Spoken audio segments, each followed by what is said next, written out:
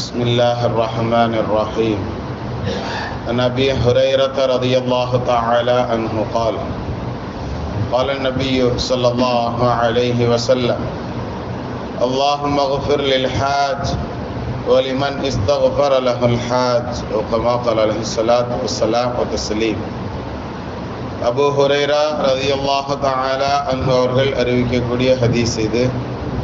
அல்லாஹ்வுடைய திருத்தூதர் முஹம்மது நபி ஸல்லல்லாஹு அலைஹி வஸல்லம் அவர்கள் சொன்னார்கள், அல்லாஹும்ம இறைவா யக்ஃபிர் லில் ஹாஜ், ஹாஜியை நீ மன்னித்து விடுவாயாக அப்படின்னு நபி ஸல்லல்லாஹு அலைஹி வஸல்லம் துஆ செஞ்சிருக்கிறார்.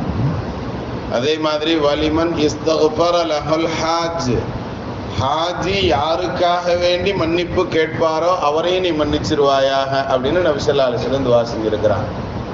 இப்போ சொல்லுங்க, இதுல எத்தனை நபருக்காண்டி நபி துஆ செஞ்சிருக்கிறாங்க?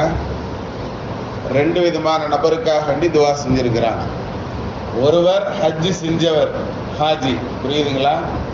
ரெண்டாவது நபர் யார் அப்படின்னா, ஹாஜி யாருக்காக வேண்டி மன்னிப்பு கேட்கிறாரோ அவருக்கும் நபி ஸல்லல்லாஹு அலைஹி வஸல்லம் மன்னிப்பு கேட்டிருக்காங்க. ஆக ரெண்டு விதமான நபர்களுக்கு இங்கு மன்னிப்பு நபி ஸல்லல்லாஹு அலைஹி வஸல்லம் அவங்க கேட்டிருக்கிறாங்க. நபி ஸல்லல்லாஹு அலைஹி வஸல்லம் அவர்கள் கேட்டு அல்லாஹ் தஆலா எதையுமே கொடுக்காம விட்டது கிடையாது. எல்லாத்தையுமே நபி ஸல்லல்லாஹு அலைஹி வஸல்லம் அவர்களுக்கு அல்லாஹ் கொடுத்திருக்கிறான். அந்த அடிப்படையில் பெரும்பகுதி இது ஹாஜிகள் ரிட்டர்ன், அதாவது ஹஜ்ஜுக்கு போயிட்டு ரிட்டர்ன் வரக்கூடிய காலம். முஹர்ரம் மாதம் முழுவதுமே என்ன செய்வாங்க, ரிட்டர்ன் வந்துக்கிட்டே இருப்பாங்க. அந்த அடிப்படையில் நம்ம மஹல்லால இருந்து ஹஜ்ஜுக்கு சென்றவர்கள் இன்றைய தினம் இன்ஷா அல்லாஹ் ரிட்டர்ன் வர்றாங்க. அவர்கள் எல்லா பாவங்களும் மன்னிக்கப்பட்டவர்கள் அப்படிங்கிறது நமக்கு நபி ஸல்லல்லாஹு அலைஹி வஸல்லம் இன்னும் பல ஹதீஸுகள்ல சொல்லி இருக்கிறாங்க. எவரொருவர் ஹஜ்ஜு செஞ்சுட்டு வர்றாங்களோ அவருடைய ஹஜ்ஜு அங்கீகரிக்கப்பட்டதாக இருந்தால் அவருக்கு வீட்டுக்கு வந்து நம்ம அவருடைய சொந்த ஊருக்கு வந்து இறங்கும் பொழுது அவர் அன்று பிறந்த பாலகரை போன்று ஆகிவிடுவார். அன்று பிறந்த பாலகர்னா பிறந்த குழந்தை ஏதாவது அதோட கணக்கில் பாவம் இருக்குமா அப்படின்னா அதனுடைய கணக்கில் பாவம் இருக்காது இல்லையா? அதை குறிக்கும் முகமாக அன்று பிறந்த பாலகர் அப்படின்னு சொல்லி என்ன செய்வாங்க, சொல்றாங்க. அப்போ அந்த அளவிற்கு எந்த விதமான பாவமும் இல்லாதவராக ஹாஜி வர்றாரு அப்படின்னு சொன்னா அப்போ பாவம் அற்றவராக இருக்கும் நிலை அப்படிங்கிறது அவருடைய துஆவை அல்லாஹ் கபூலாக்கிக்கிடுவான், அந்த மனிதரை அல்லாஹ் பொருந்தி கொள்வான் என்பதற்கு இதெல்லாம் உதாரணம். அது மட்டுமல்ல, அவர் யாருக்காக வேண்டியெல்லாம் மன்னிப்பு கேட்கிறாரோ அவங்களையும் மன்னிக்கிறான் அப்படிங்கிறது தான் எங்கள் பியூட்டி. எங்கள் ஊர்லலாம் என்ன செய்வாங்கன்னா, ஹாஜிகள் வர்றாங்க அப்படின்னா நேராக ஜமாத்தை என்ன செய்வாங்க, ரயில்வே ஸ்டேஷன் போயிடுவாங்க. போயிட்டு அவரை வீட்டுக்கு போக விட மாட்டாங்க. ஆண் ஹாஜியாக இருந்தாலும் சரி, பெண் ஹாஜியாக இருந்தாலும் சரி, நேராக பள்ளிவாசல் கூப்பிட்டு வந்துடுவாங்க. பெண்களுக்குன்னு அதுக்குண்டான தனி இட வசதி இருக்கும்.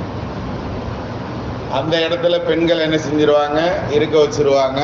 ஆண்களை பள்ளியில் வந்து தொலை வச்சுட்டு தொழுததுக்கு பின்னாடி எல்லாரும் அவங்கள்ட்ட முசாஃபாக செஞ்சு துவா செய்யுங்க, துவா செய்யுங்க, துவா செய்யுங்கன்னு. ஏன்னா ஹாஜி யாருக்காண்டி மன்னிப்பு கேட்குறாரோ அவங்கள என்ன செஞ்சிடறான், அல்லாஹ் மன்னிச்சிடுறா இல்லையா? இப்போ உதாரணத்துக்கு நமக்கு ஏதாவது ஒரு ஷிஃபா தேவை அப்படின்னா ஒரு ஹாஜி வர்றாருன்னா அவர்கிட்ட முசாஃபா மானக்கா செஞ்சு எனக்கு இந்த மாதிரி ஷிஃபா தேவை இருக்கு, துவா செய்யுங்க அப்படின்னு நம்ம அவர்கிட்ட கேட்கணுமா? இந்த ஹதீஸ்ல இருந்து நமக்கு என்ன செய்வாங்க, பெருமக்கள் சொல்லி தருவாங்க. இந்த ஹதீஸை அடிப்படையாக வைத்து தான் என்ன செய்யறாங்கன்னு சொன்னா, அந்த கிராமங்கள் எங்க ஊர் போன்ற ஊர்களெல்லாம் நேராக கூப்பிட்டு வந்து பள்ளிவாசல்ல 3 மணிக்கு அதிகாலை 3 மணிக்கு பிளேட்டு வருதுன்னு சொன்னா நேராக போய் கூப்பிட்டு வந்து ஃபஜருக்கு என்ன செஞ்சிருவாங்க, பள்ளி கொண்டு வந்துருவாங்க. பள்ளியில இருந்து ஃபஜர் தொழுதுக்கு அப்புறம் எல்லாருக்கும் துவா செஞ்சுட்டு அதுக்கப்புறம் தான் ஹாஜி என்ன செய்வாங்க, அவங்களுடைய வீட்டுக்குள்ளேயே போவாங்க, போகிறதுக்கு அனுமதிப்பாங்க. இது எங்க ஊரினுடைய ஒரு உசூல் மாதிரி, அதாவது அசல் சட்டம் மாதிரி ஆக்கி வச்சிருக்கிறான். எதுக்கு இதை நாம சொல்றோம்னு சொன்னா, அந்த அளவிற்கு ஹாஜிகளினுடைய மன்னிப்பின் மீது நம்பிக்கை, ஏன்னா இந்த ஹதீஸின் மீது உண்டான நம்பிக்கை.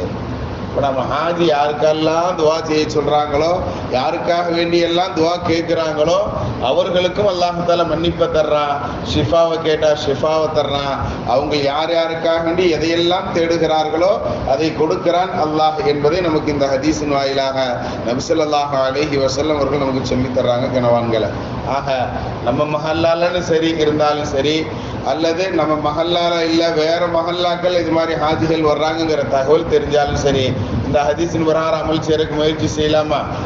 அவங்கள போய் ஒன்று அவங்களெல்லாம் மன்னிச்சிடுறாங்கிறது ஒன்று, இன்னொன்று அவங்க யாருக்கெல்லாம் மன்னிப்பு கேட்கிறார்களோ, அவர்கள் யாருக்கெல்லாம் எதையெல்லாம் கேட்கிறார்களோ அதனை அல்லாஹ் ஹலாலான விஷயமா இருந்தால் அதனை என்ன செய்யறான், கொடுக்கிறான் அப்படிங்கிறத நமக்கு இன்றைய தினத்தினுடைய ஹதீஸ் சொல்லி தரும்.